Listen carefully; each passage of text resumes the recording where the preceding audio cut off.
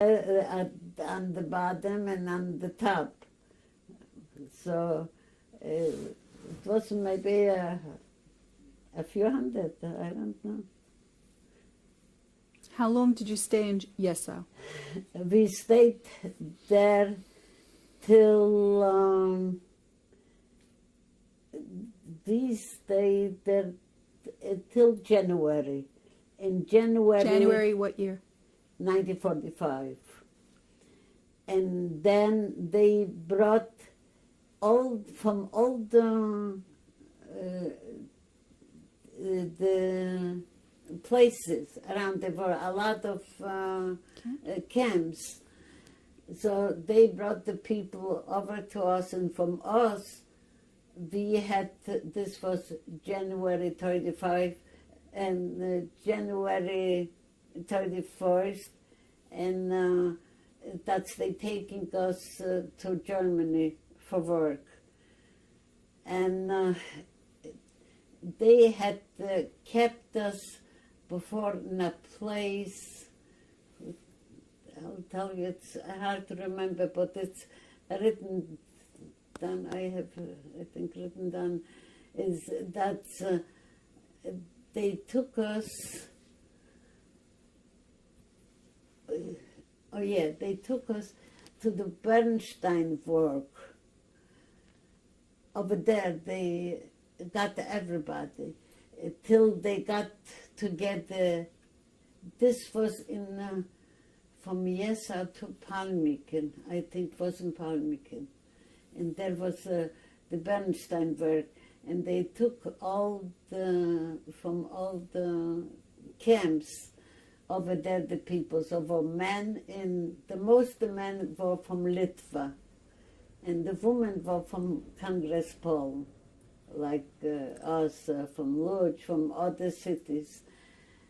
But the men, for nothing, they didn't do anything. They were poor just like anybody else there. And they hit them with the sticks, from the rifles that they had. And I said, oh gosh, it's better to die than to suffer so much. And from there, who survived, because they killed, going there to the Baltic Sea, they killed a lot of people. Whoever couldn't walk so fast and was slowing down, they got right away a bullet in the head, and that's it. From Yesau, you went to Palmnicken. How long were you in Palmnicken? In Palmnicken, they took us to finish us over there. This was the place where they killed the 10,000 people. That was near the Baltic Sea. The Baltic Sea, Describe. It was, over there was a fishing village. And over there, the people, one was, when we were walking, you have in the book, we were walking, and they wanted, because a few hundred people got out. But the village, you had to climb up. Which book are you talking about? That's I gave you to read the article. What's from Martin Gilbert? Yeah. So in Palmnicken, you walked from Yesau. You walked to Palmnicken. We walked all over. And from Palmnicken was right near the Baltic Sea? Near the sea. Over there was a fishing village. And they took us... Describe what happened. They took us there, and we heard all of a sudden, they said that ships, we didn't see any ships to put us, and we heard shots. We didn't know what's going on, because after all, 10,000 people, and people started to run from one side to the other, and the one who, the Oberscharführer, he said, don't run, ihr wird alle sowieso erschossen zum Tod. What does that mean? That's what he said. But we thought maybe there, and so when this took place a whole night, they were shooting the people. and we fell down on the ice. This was right when the water from the sea. On the seashore? The seashore. So there was something was holding us. And one of the girls, I suppose she got a bullet, I don't know where, but she picked herself up and she said, Herr Oberscharführer, ich bin noch nicht tot. So he said, so bekommst du noch einmal. And I told the girls not to pick up the heads. I didn't put the one who was with us, they put in the book. So it's a thing that had taken place. And thanks to that, we survived. What happened? So when we survived, it was the morning they all went away. We didn't hear the screams from the Germans, you know, with the boots, the walking from them. And the people, I saw people going, getting up and going to the village. And I said to them, no, we'll go till nobody was here. I had just a feeling, I said, I think it's because of my mother, that if will be too many people wouldn't be good. How many people were A escaping? few hundred people, they got up. But and we walked till it was dark. Okay, we'll continue. And so I said, now we have to go. And we went into the... Yeah, I mean, what I know. have to do it.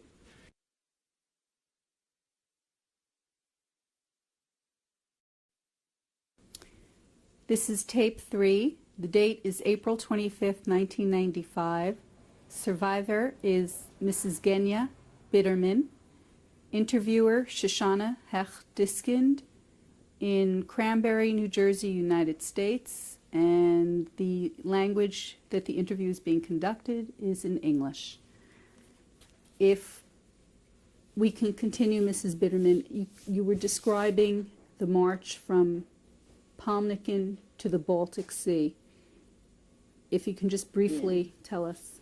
They, in Palmnicken, they came in and they said that we have to go. They woke us up. That we have to get ready. We're going, they're taking us to Hamburg for work. So we had no other choice but believe them what they're saying. As long as we didn't mind to work, as long as they let us live.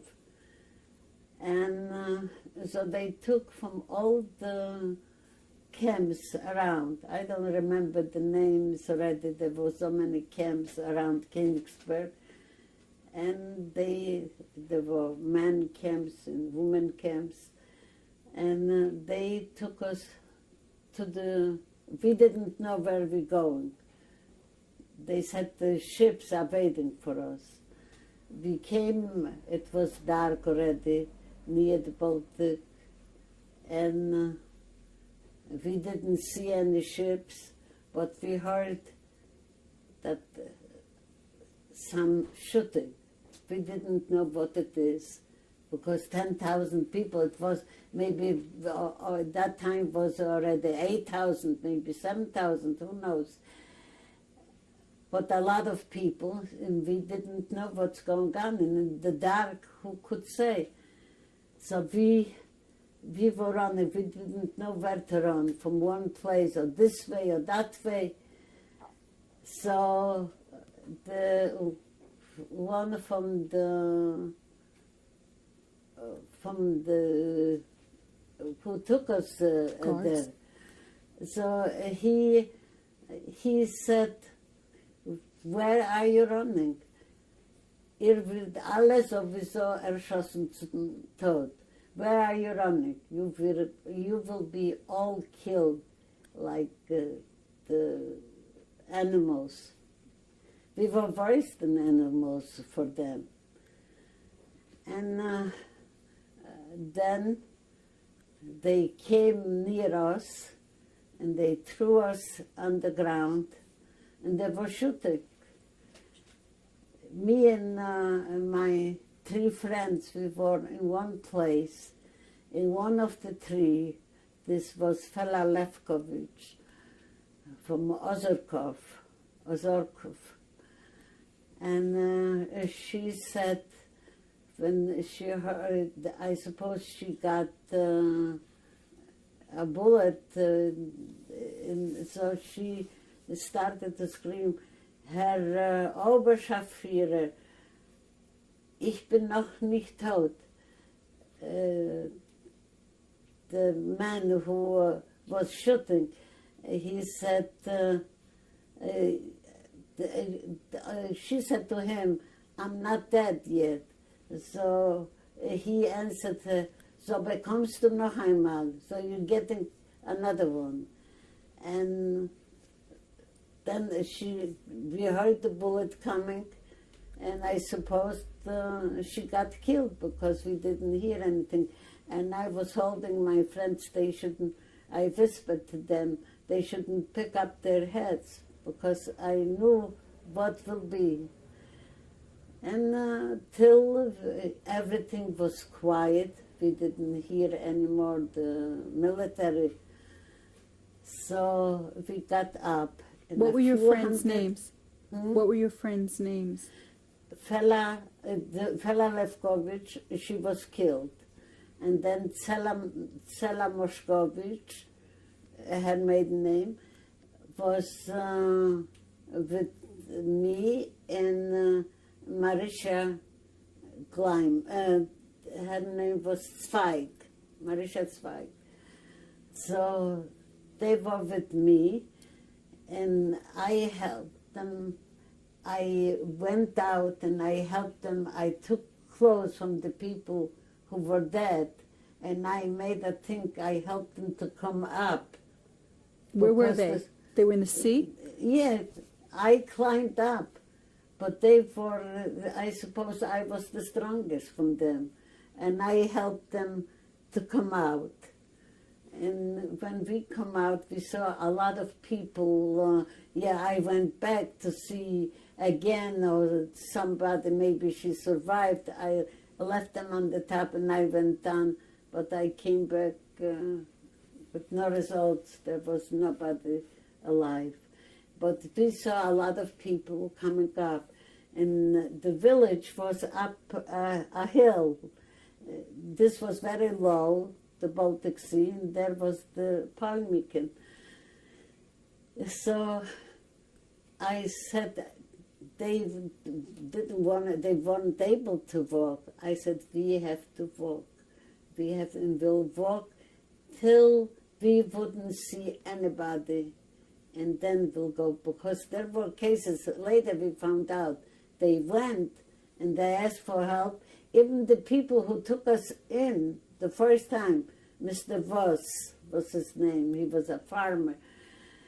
So he put us in a lobby. The lobby, it's like a little house on the border from Palmnicken to the sea. And we stayed there overnight. But he went, we found out later, to the police to tell them that he had some girls, but they didn't have time to come. So he came back and made us a place on where they kept the cows on top over there. And because he thought to himself, I suppose, that when the Russian will come, so he'll have an excuse to say that he's innocent because he saved the life of 3 girls. But the front was going back and forth. A few days later, between Russia and Germany. So at night he used to bring us up something to eat. Then all of a sudden we heard somebody coming, and this was him, and he said, "Mädels out, girls out." And if we didn't know where we're going, he took us down and he said, "Go wherever you want to go." It was dark, we didn't know where we are. So we were sitting, they had, branches they took off from the trees. With this they had wood to cook. So we were sitting there, and then we heard some steps. And we walked over and we asked him to take us to the police station, because you can suffer so much, but then it's too much. You can't take it anymore. So he said, "No, Mädels, ich werde euch retten. No, girls, I'll see to it that you should survive." And then over there, the toilets, he had to have a place where to hide us. The toilets was one outside, it wasn't in the house. So one side was for women, one side for men. In the middle was an empty square with a stone floor. You could sit instead of the toilet sit. It was like you could sit down. And over there, the three girls, it was, you know how big it was? Like this corner. That's all. That's it. And he said, okay, we stayed over there.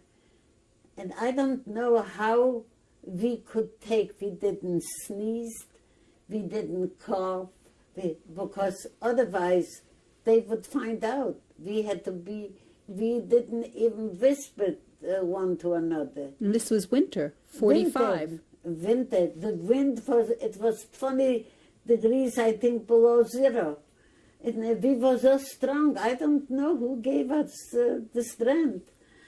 And till the next night, but that night when he took us, he brought us hot soup. And he was wonderful to us. And Mr. Voss, right? What was his name? No, Harder. This was the one who threw us out. You went after a few days.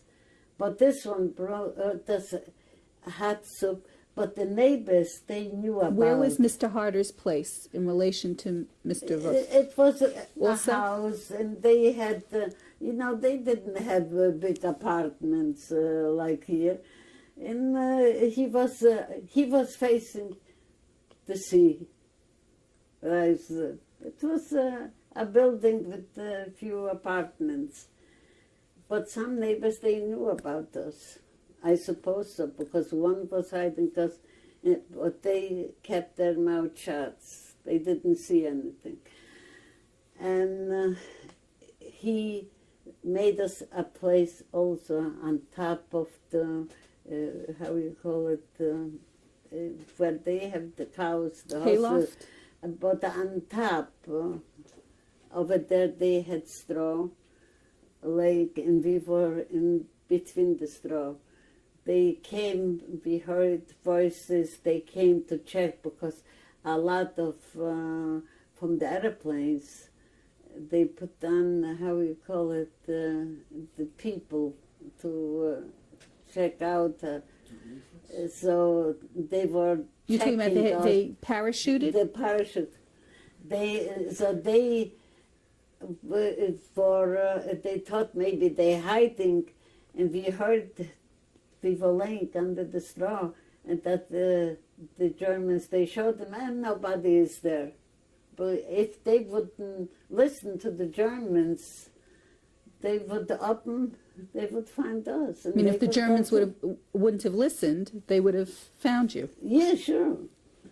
So we were there, till the Russian front came very near. How long do you think you were there? We were there about 2 weeks, I think. We didn't know when it's daytime, when it's nighttime, because we were in the dark.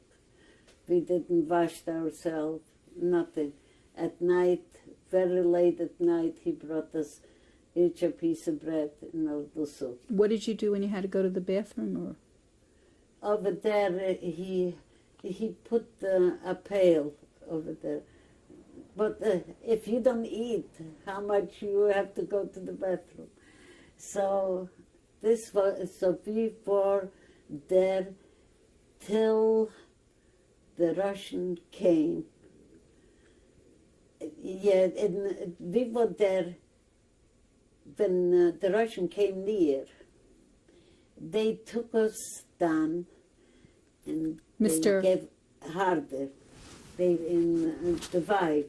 They took us down, and we took a shower or bath, and she gave us some clothes she got from her, because they didn't have any kids, from her relatives, and so she dressed us, and we were staying with her because they had to take in the refugees, the Germans who were running away from Litva and Latva, the places between Russia and Germany. There were Germans living there.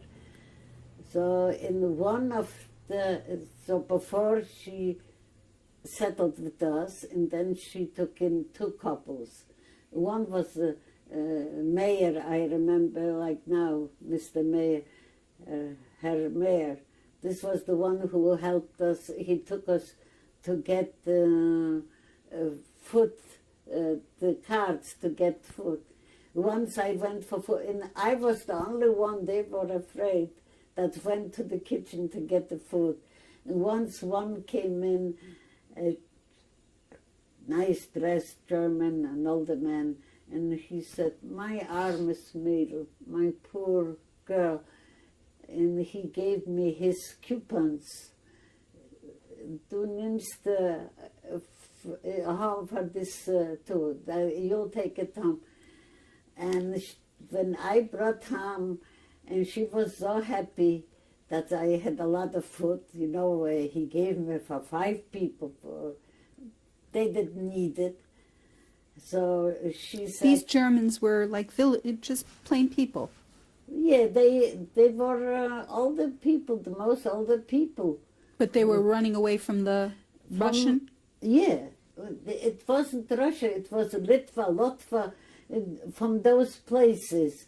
And they were living there, just like Germans were living in Poland too. You know, they settled then, they stayed there. But then they were afraid. Of the Russians coming? Of the Russians, yeah.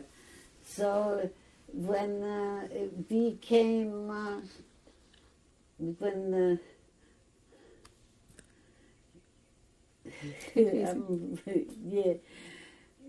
yeah, so you were still at the Harders, right? yeah, we were by the house. So one of the 2 couples, so one of the couples, the one who made us the car, took us to get the cards. So he had 3 sons who were generals in the German army.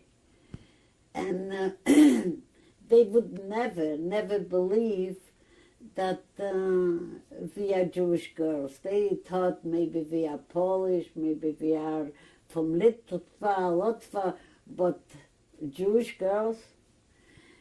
And then it was also for them, we were Germans, but living there. German girls living she gave in Latva or Litva, I don't remember. And when we were, I'm tired, when she took us, when we got the cards to get the food and everything, so when we had to fill out the cards, so we had to fill out in German. And in high school, we had to take German. So I knew how to write the Gothic, because German you can write with the Latin letters and with the Gothic. So I wrote with the Gothic letters. And very seldom a Polish girl could write in Gothic.